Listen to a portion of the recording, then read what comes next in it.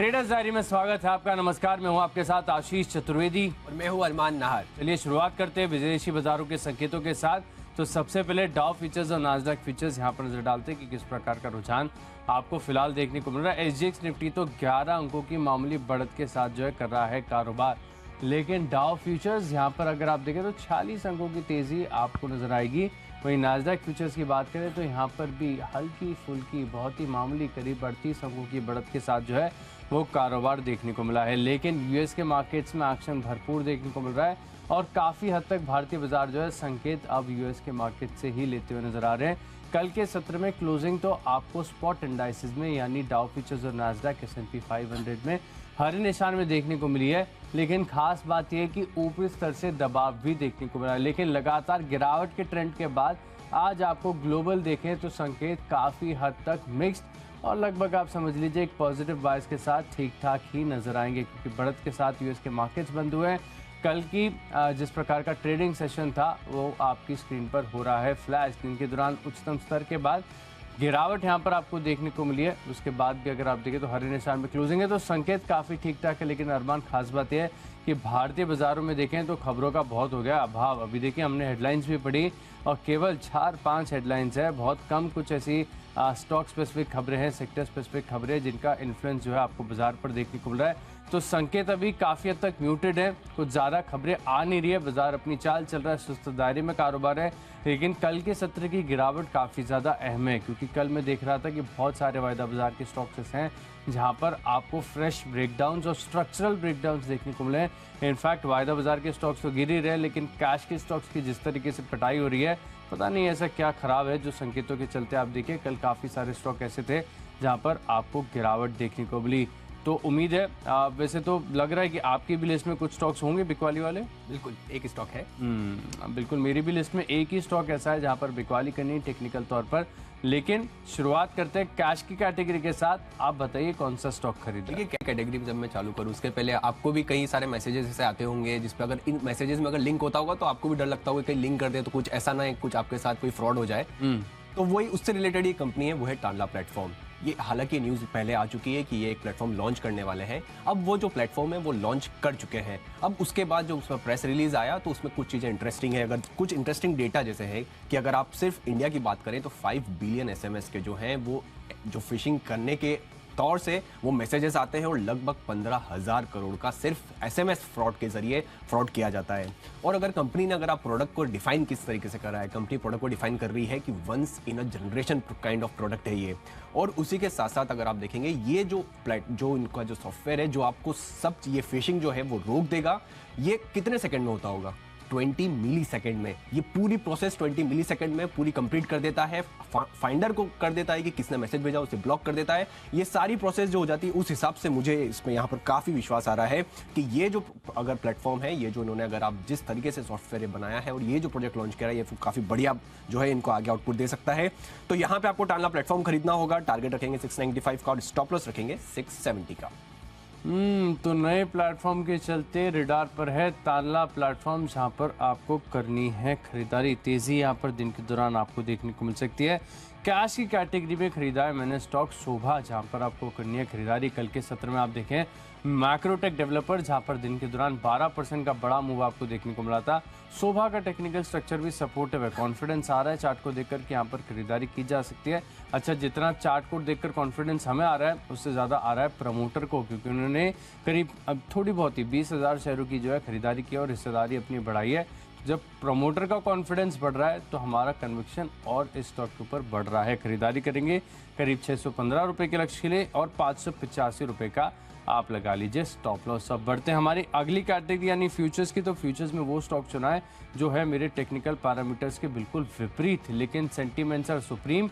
आप देखिए जिस प्रकार से ग्लोबल मार्केट्स में आज ठीक ठाक संकेत हैं, मैं ये नहीं कहूँगा कि बहुत बढ़िया बहुत शानदार संकेत है, ठीक ठाक संकेत हैं और हरियाली वाले संकेत। और ऐसे में जब इन स्टॉक्स की काफ़ी ज़्यादा पिटाई होगी है, मेटल हो या IT हो, आज यहाँ पर जो कल सबसे ज़्यादा गिरा था वहाँ पर आपको आज एक बाउंस देखने को मिल सकता है। हिंडाल्को वैसे भी एल्यूमिनियम की कीमतों में भी अगर आप देखें तो थोड़ा सा बाउंस है, ग्लोबल लिंक स्टॉक है, तो यहाँ पर मैं मान रहा हूँ कि थोड़ी सा रिस्पाइट, थोड़ी सी राहत आपको देखने को मिल सकती है। कल आखिरी 1 घंटे में रिकवरी भी आई है, दिन के दौरान ब्रेकडाउन बहुत तगड़ा था, लेकिन निश्चित तरह से वैल्यू बाइंग भी दोबारा आई है और हो सकता है कि आज ये फर्दर एक्सेलरेट हो तो खरीदारी करेंगे, लेकिन कोई बड़े लक्ष्य नहीं है हमारे पास। 415 की क्लोजिंग है, आप 420 रुपये के लक्ष्य के लिए करें खरीदारी और रिस्क एपेटाइट के अनुसार, या फिर 410 रुपये का आप लगा लीजिए स्टॉप लॉस। देखिए फ्यूचर्स में मैंने लिया है इंडियन होटल। जैसा कि अगर आप पहले भी अगर आप देखा होगा, जैसे आप छुट्टी पे गए, कई जाने छुट्टी पे जा रहे हैं, मैं दोस्तों से बात कर रहा था, वो भी छुट्टी पे गए हैं। मैंने जनरली एक आउटवर्डली ऐसा कर लिया कि इनके कम से कम कई सारे होटल है, मैंने 5 होटल पर रैंडमली कॉल करा कल और पूछा कि अगर मुझे बुकिंग करनी है अगले हफ्ते की तो बुकिंग मिलेगी या नहीं मिलेगी, और अपेरेंटली सब जगह आंसर यही आया कि आपको वो ऑलरेडी बुक्ड है। तो ये चीज़ क्लियर है कि ट्रैवल जो है वो काफ़ी बढ़िया बढ़ने वाला है, और अगर आप देखेंगे टेक्निकली भी अगर आप देखेंगे तो यहाँ पर आपको अच्छा मूवमेंट आता हुआ दिख रहा है। तो बिजनेस आउटलुक तो अच्छा है ही सही, टेक्निकली भी अच्छा दिख रहा है, तो ये मेरे हिसाब से कंपैरेटिवली आज के लिए एक अच्छा बेट बन जाता है। इंडियन होटल आपको बाय करना होगा, टारगेट रखेंगे 320 का और स्टॉप लॉस रखेंगे 308 का। और अगर आप देखेंगे एफआईज ने यहाँ पर भी कुछ ही स्टॉक ऐसे हैं जहाँ पर एफआईज ने स्टेक बढ़ाई है लगातार 1-2 क्वार्टर से, तो ये भी एक ऐसा स्टॉक है जहाँ पर एफआईज ने स्टेक बढ़ाई है। दूसरा ऑप्शन में जो मैंने लिया है कोल इंडिया, जिसे आशीष बहुत क्लोजली ट्रैक भी करते हैं। कोल इंडिया में जहाँ पे हमने पहले भी आपको रिसर्च करके बताया था कि जैसे ही कोल के दाम बढ़े थे तो ई ऑक्शन से जो इनको मिलने वाला जो प्राइस है, जो इनको मार्जिन है, क्योंकि वहाँ पे बड़े हुए भाव मिलते हैं जो ग्लोबली लिंक्ड रहते हैं, उससे उनका मार्जिन काफी इंप्रूव होता है। और अब अगर आप देखेंगे तो वहाँ पे भारी गिरावट आती हुई दिखी है। सिर्फ अगर जनवरी से बात करेंगे, जनवरी से अभी तक लगभग 50% कोयले के दाम गिर चुके हैं, और अगर फरवरी से बात करें, फेब से बात करें तो लगभग 21% की गिरावट वहाँ पर भी आती हुई दिखी है। तो ये जो ई ऑक्शन का जो इनका भाव है, वहाँ पर इनको पैनिक जो है, वहाँ पर दबाव है वो आने वाला है, इसलिए हम पुट ऑप्शन बाय करेंगे। पुट ऑप्शन जो कि आपको मिल रहा है 4.85 का, जो कि 217.25 का है। टारगेट रखेंगे अगर आप वहां पर 6.3 का और स्टॉप लॉस रखेंगे 4.4 का। तो यहाँ पर रखेंगे फोकस, और ऑप्शन के माध्यम से एकमात्र स्टॉक है मेरी भी लिस्ट में जहाँ पर मैं कर रहा हूँ बिकवाली। वैसे तो काफ़ी सारे स्टॉक मेरे पास थे रडार पर जहाँ पर शॉर्ट पोजीशंस बनाई जा सकती हैं। एक स्टॉक खास है और इसकी ज़्यादा चर्चा नहीं होती है, ज़्यादा जो है फोकस में नहीं आता है, लेकिन यहाँ पर धीरे धीरे अगर आप देखें तो स्ट्रक्चरल ब्रेकडाउन की तैयारी हो रही है। ब्रेकडाउन हो सकता है, बिल्कुल सपोर्ट के पास आ चुका है, तो आज अगर थोड़ी भी गिरावट आती है तो बड़ा ब्रेकडाउन हो जाएगा। स्टॉक का नाम है टाटा कम्युनिकेशन, जहां पर आप ऑप्शन के माध्यम से बिकवाली करेंगे, यानी 1180 रुपये की जो पुट ऑप्शन है यहाँ पर आपको करनी है खरीदारी। और मैं मानता हूँ कि दिन के दौरान हमें जो डिजायर्ड मूव है अगर वो मिल जाता है तो यहाँ पर जो इस ऑप्शन की वैल्यू है वो बढ़कर हो जाएगी 25 रुपये। स्टॉप लॉस लगाना है आपको करीब 14 रुपये का। दिन के दौरान गिरावट यहाँ पर आपको देखने को मिल सकती है। तो चलिए, ऑप्शन के माध्यम से कॉल्स तो हमने जान लिए। अगली जो हमारी कैटेगरी है वो है टेक्नो और फंडा पिक। अरमान बताइए। देखिए टेक्निकली कल आपने अगर आप देखेंगे, कल आपने एक स्टॉक डीएलएफ लिया था, जो आपका लॉजिक था मेरा भी वही लॉजिक है। और जो बोपरा रियल्टी में अभी से नहीं, मैं जब से ट्रेडर खेलना चालू करा है तब से मैंने कुछ चंद पहले स्टॉक में से है जहाँ पर ये मैंने दिया है, क्योंकि उसका रीज़न ये कि जहाँ पर अगर ये प्रीमियम हाउसिंग्स जो है, वहाँ पर प्रीमियम जो जिनके प्रोजेक्ट्स है लगभग इनके 30-35 करोड़ से ऊपर का भी जो 360 वेस्ट का पर फ्लैट का जो कॉस्ट है, वहाँ पर अगर आप देखेंगे तो डिमांड रोबस्ट है, जो कि प्री सेल्स के आपको आंकड़े से भी आती हुई दिख रही है। और कल के अगर आप चार्ट देखेंगे तो वहाँ पर भी कल के मार्केट में भी वो सस्टेन कर रहा था। उस हिसाब से आपको टेक्निकली भी अगर ये देखेंगे तो बोपरा रियल्टी अच्छा लग रहा है। यहाँ पे टारगेट रखेंगे 880 का और स्टॉप लॉस रखेंगे 845 का। खरीदारी यहाँ पर करके चल सकते हैं ओपरा रियल्टी में। अब बात करो अपनी टेक्नोपिक की, तो स्टॉक ऐसा है जो निश्चित तरह से लगातार बताया और इस स्पेस की सभी कंपनी पर राय दी है। फंडा तर्क आपको बता देता हूँ, लेकिन पहले कंपनी का नाम है क्रिसिल, जहाँ पर आपको करनी है खरीदारी। अब टेक्निकल तर्क ये है कि स्टॉक में अगर आप देखें तो ब्रेकआउट हो गया है और काफ़ी दिनों का ब्रेकआउट देखने को मिला। इनफैक्ट अगस्त 2022 का जो हाई था इसके ऊपर ये स्टॉक निकल के कंफर्मेशन दे चुका है कि डेली और वीकली चार्ट पर दोनों पर है ब्रेकआउट। अब फंडामेंटली बात क्या है कि कोई भी कंपनी अगर डेट रेस करती है तो ऐसे इंस्ट्रूमेंट्स को रेटेड होना मैंडेटरी है। तो ये एक बताता है कि आगे जाकर भी एक सस्टेनेबल ग्रोथ जो है पूरे कारोबार पर आपको देखने को मिली। इकरा लीजिए, क्रिसिल लीजिए या लीजिए कैर रेटिंग, सभी के कारोबार हैं बढ़िया। मुझे टेक्निकली क्रिसिल काफ़ी बढ़िया लगता है, जहाँ पर मैं मान रहा हूँ कि सिर्फ 10 दिन का जो व्यू है वो बनाकर आपको फोकस करके चलना है। और 10 दिन में मैं मान रहा हूँ कि 3600 तक के जो लक्ष्य हैं आपको यहाँ पर देखने को मिलेंगे। तो खरीदारी करेंगे, सिर्फ टाइम बेस्ड स्टॉप लॉस 10 दिनों का लगाना है, चल गया तो ठीक, नहीं तो भी एग्जिट करेंगे। क्रिसिल यहाँ पर आपको करनी है खरीदारी। अब बढ़े हमारी अगली कैटेगरी की ओर, जो कि है फंडा पिक। तो फंडा पिक के लिहाज से जो है नतीजों का विश्लेषण किया है और नतीजे जो है वो आए हैं रेन इंडस्ट्रीज़ के, जिसके चलते मैं मान रहा हूँ कि यहाँ पर आपको तेज़ी देखने को मिल सकती है। इस बार अगर आप देखें तो कुछ फॉरेक्स लॉस था और पिछले साल मामूली 1-1.5 करोड़ के आसपास का फॉरेक्स गेन था। इसको एडजस्ट कर कर अगर आप देखेंगे तो कंपनी के जो मार्जिन है बिल्कुल 12% के आसपास बरकरार देखने को मिले। लेकिन खास बात यह कि पिछले साल जहां पर कंपनी को घाटा था, इस बार मुनाफा दर्ज हुआ है। इसके चलते और स्टॉक में बिल्कुल भी रिएक्शन नहीं आया। ऐसा नहीं है कि नतीजों से पहले बहुत ज़्यादा स्टॉक भाग गया हो, बिल्कुल भी मूवमेंट नहीं आया और लगातार गिरावट यहाँ पर देखने को मिली। तो हो सकता है कि आज एक बढ़िया बाउंस का दिन हो जाए। 150 के आसपास आपको रेन इंडस्ट्रीज फिलहाल मिल रहा है। 157 रुपये का टारगेट है और करीब 149 रुपये का आपको लगाना होगा स्टॉप लॉस। देखिए बिल्कुल, और क्रिसिल के लिए एक और इंटरेस्टिंग फैक्ट जो मैं आपको भी बताना चाहूंगा, क्रिसिल में अगर आप देखेंगे 2002 से अगर आप अभी तक देखेंगे, सिर्फ 2019 को अगर छोड़ दिया जाए तो एक भी साल उनका पिछले साल से रेवेन्यू कभी कम नहीं हुआ है। उसी के साथ साथ अगर आप देखेंगे, अब अगर मेरा जो फंडामेंटल पिक है वो है असीलिया सॉल्यूशन।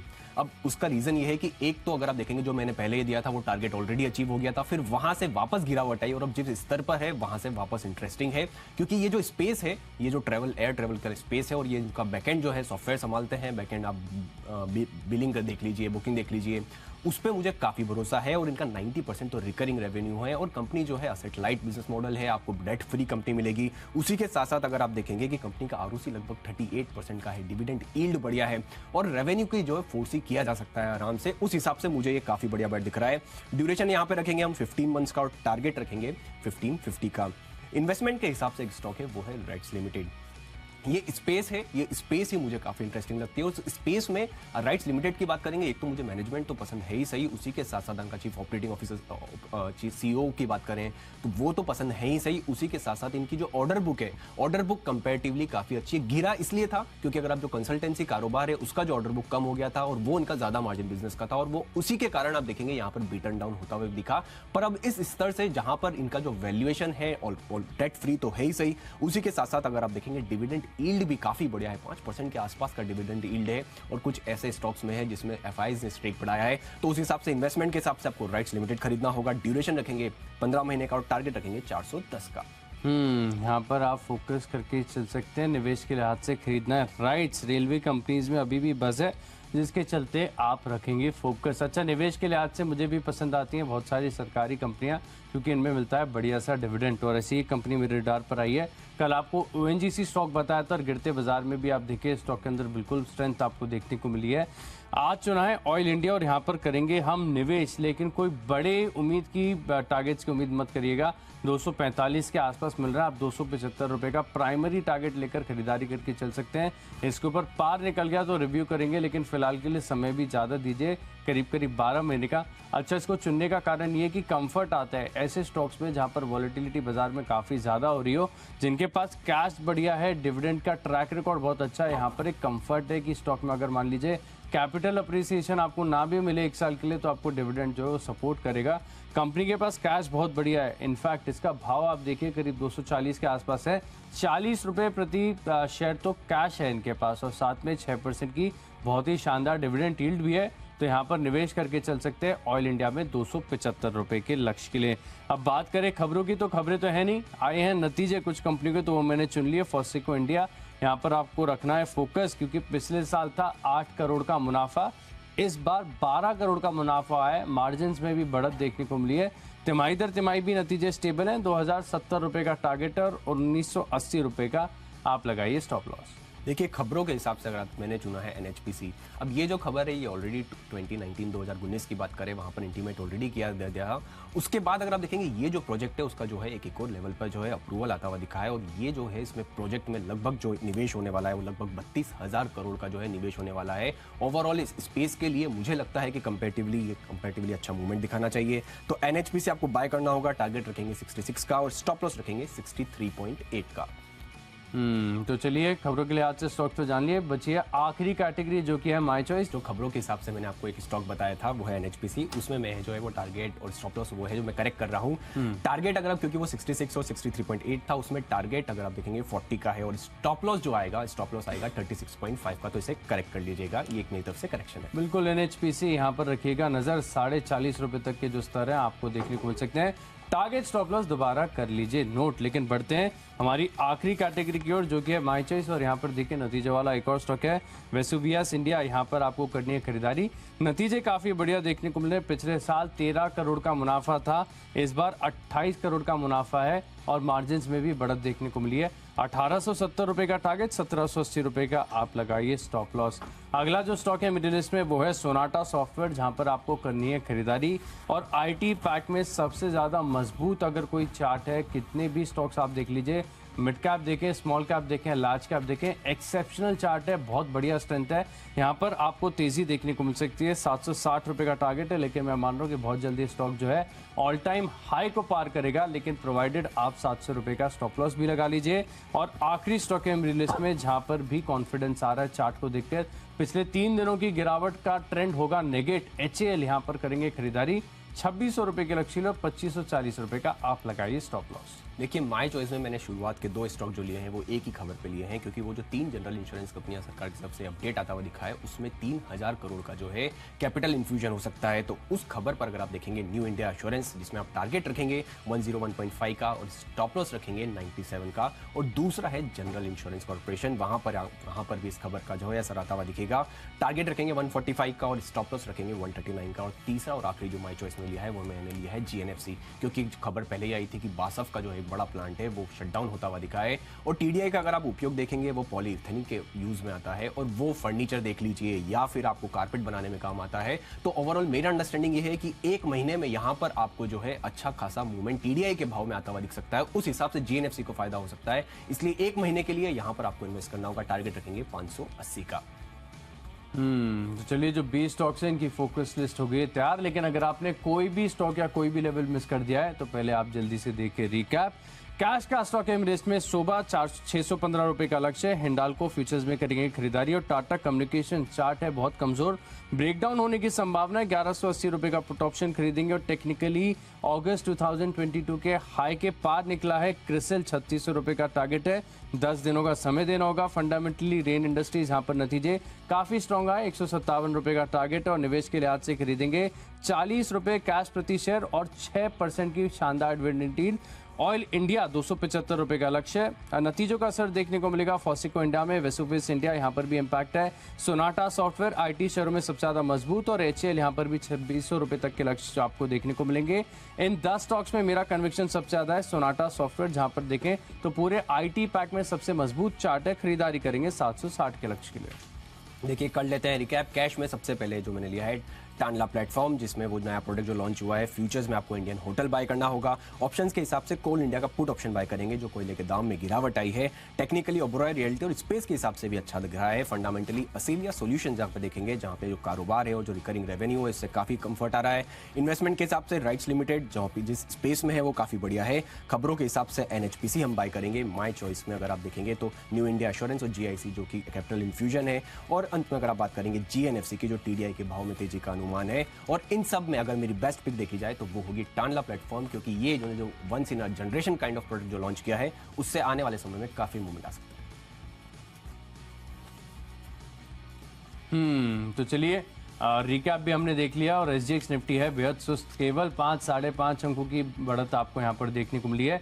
लेकिन कैसा रहेगा आज का दिन और कौन से वो स्टॉक्स है जहां पर आप रखेंगे फोकस, जानते हैं शेयर बाजार लाइव में। अनिल सर हमारे साथ जुड़ेंगे, लेकिन फिलहाल दीपांशु भंडारी जुड़ चुके हैं। गुड मॉर्निंग दीप। गुड मॉर्निंग आशीष, गुड मॉर्निंग अरमान। फाइनली थोड़े संकेत आपको बेहतर होते दिखे। हालांकि जैसे आप बता रहे थे हमारे SGX पर कोई रिएक्शन नहीं है, बट एटलीस्ट ग्लोबल मार्केट्स खराब नहीं है। और कल भी हमने देखा कि एटलीस्ट बैंक्स की तरफ से तो आपको एक अच्छी मूव आती हुई दिखी। क्या बैंक्स आज फिर से लीडरशिप दिखाएंगे और क्या बाकी मार्केट आज पार्टिसिपेट कर सकता है, इसी पर है नजर। आइए करते शुरुआत शेयर बाजार लाइव की हेडलाइंस के साथ।